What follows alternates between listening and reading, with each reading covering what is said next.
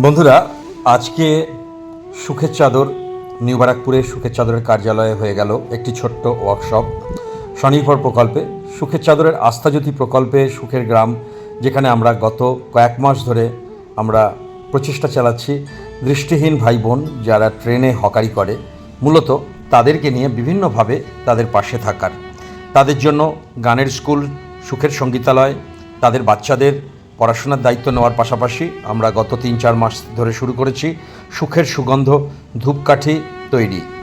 দৃষ্টিহীন ভাই বোনরা সেখানে এই কাজটি করছে। তার মধ্যে মূলত ট্রেনের হকারি করা ভাই সঞ্জয় সূত্রধর ওই এখানে মুখ্য ভূমিকা নিয়ে আরও দৃষ্টিহীন ভাই বোনদের সাথে নিয়ে তৈরি করছে সুখের সুগন্ধ ধূপকাঠি।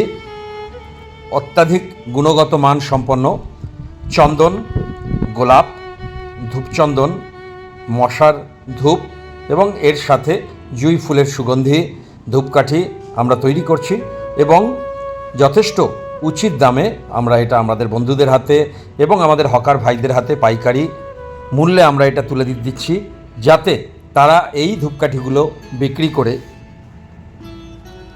কিছুটা লাভের মুখ দেখতে পারেন এবং উপকৃত হতে পারে।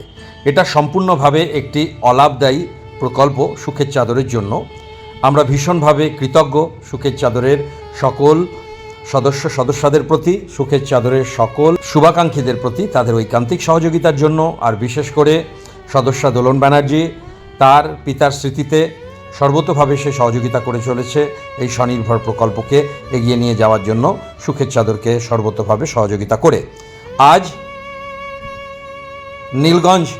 বারাসাত নীলগঞ্জের একটি স্বেচ্ছাসেবী সংগঠন কিশলয়, তার কিছু বোনেরা আমাদের এখানে প্রশিক্ষণ নিলেন যে কিভাবে সুখের সুগন্ধ ধূপকাঠি তৈরি করা হয়, আর এই প্রশিক্ষণ দিল ভাই সঞ্জয় সূত্রধর। আমরা খুশি, আমরা চাই যে এইভাবেই দিকে দিকে ছড়িয়ে পড়ুক এই সুখের সুগন্ধ, এই মানবতার আলো, এবং আরও বহু দৃষ্টিহীন বা প্রতিবন্ধী, শারীরিক প্রতিবন্ধী বা যারা সুস্থ সবল আমাদের বোনেরা ভাইরা যারা আর্থিকভাবে পিছিয়ে আছে তারাও উপকৃত হোক এই প্রশিক্ষণের মাধ্যমে।